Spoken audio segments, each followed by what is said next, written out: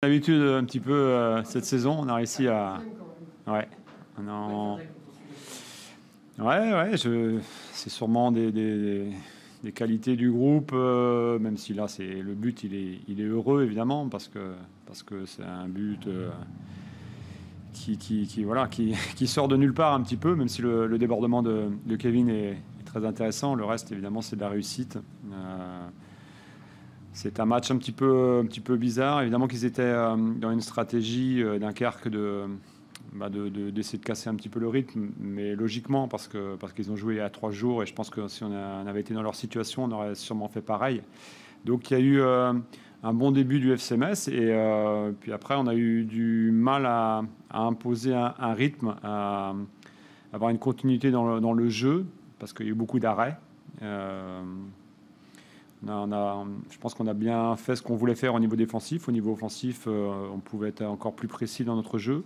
Puis après, il y a un fait de jeu évidemment qui est important, c'est l'expulsion de Sanganté, qui change encore une fois la donne du match avec une équipe qui défend beaucoup et une autre qui essaye de trouver des solutions, d'attaquer. Donc on a changé un petit peu la stratégie au niveau des joueurs. On a essayé de trouver des solutions, mais voilà, je pense qu'on n'a pas réussi à trouver un rythme soutenu dans le jeu, et ce qui fait qu'on a du mal à se procurer des situations. Et il a fallu quand même être très vigilant avec 2-3 arrêts importants de Papissi. Puis il y a ce but qui arrive dans les arrêts de jeu. Bon, voilà, c'est une grande joie évidemment de continuer l'aventure et puis d'espérer repartir en Ligue 1. Il y a eu quelques surprises dans votre 11 de départ. Déjà l'absence d'Arnaud Godin, vous avez dit pourquoi. Vous aussi avoir préféré Papsi à Alexandre Koulibaly sur ce choix. C'est des choix qui sont pas faciles, comme je vous le disais. Donc d'abord Arnaud, on espérait un retour d'Arnaud et finalement ça s'est compliqué. Il a eu un blocage de nouveau du genou, donc il sera forfait jusqu'à la fin, puisqu'il sera pas opérationnel la semaine prochaine. Il risque. Ouais, il va se faire opérer, je pense lundi ou mardi au niveau du ménisque. Donc ça c'est la première chose. Ensuite le choix, il y a deux gardiens qui travaillent bien, qui sont présents depuis le début de saison. Il y avait une stratégie par rapport à l'adversaire aussi, donc il y a une réflexion qui a eu lieu et on a décidé de mettre Papy parce qu'on pensait que sur ce match-là, ça pouvait être plus intéressant. Voilà, sans que Alex démérite forcément, mais c'était un choix. Voilà. Non, il n'y a pas de pareil, c'est des choix de jeu aussi. Voilà, le contexte du match faisait qu'on devait. Voilà, on avait une stratégie défensive notamment qui était appliquée par rapport à cette équipe de Dunkerque qui a des qualités qu'il faut essayer de maîtriser. Du coup, on a essayé d'avoir des joueurs qui ont un profil adapté à ce qu'on voulait mettre en place. Et je pensais que la doublette Alpha et Jessie était plus intéressante, sachant qu'en plus Jessie était sur une reprise, donc il fallait être aussi vigilant par rapport à ça. En tout cas, il y a des choix couronnés de succès. Je pense au changement à la 85e minute, l'entrée de VDK. C'est un peu de la fin de saison. Kevin, dans certaines phases de jeu, celle qu'on a vue ce soir qui amène le but, c'est un joueur de grande qualité. On le sait, on l'a vu sur les matchs où il a joué ou quand il est rentrant. Il a cette faculté à être très très précis dans les 25-30 derniers mètres. Et alors évidemment que le profil avec Kofi est totalement différent.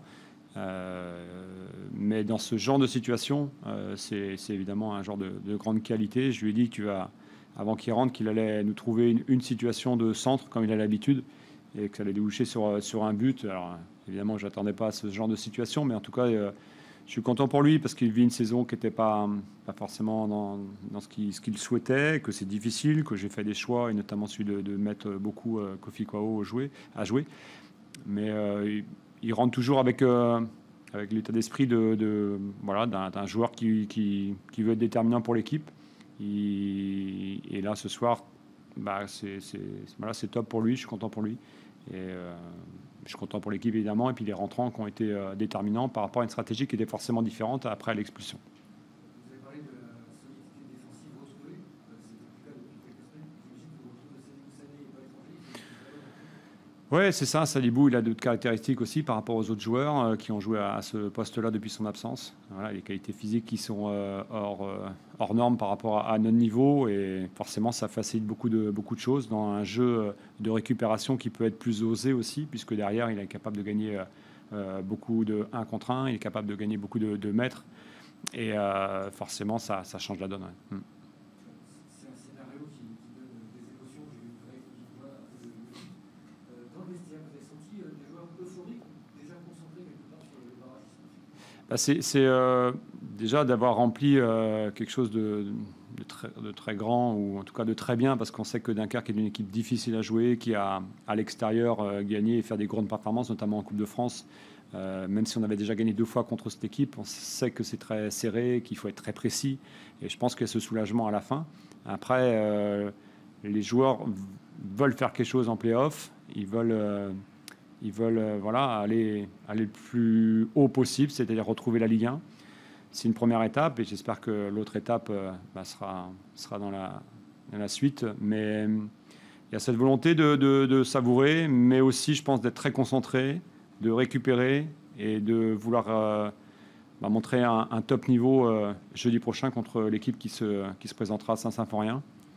Évidemment, il y a ceux qui se souviennent aussi de la saison dernière, donc il y a cette envie de réécrire quelque chose de plus positif. Vous avez eu beaucoup de situations chaudes, notamment des centres, pas toujours efficaces, mais on a senti un manque d'efficacité face à une équipe de Ligue 1.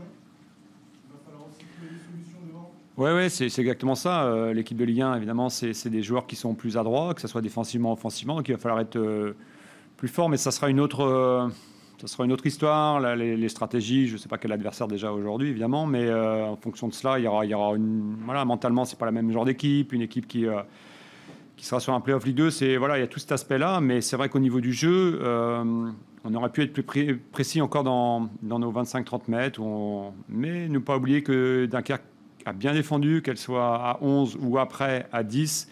Elle a une bonne coordination, elle le fait bien, elle a déjà fait dans les matchs de la saison.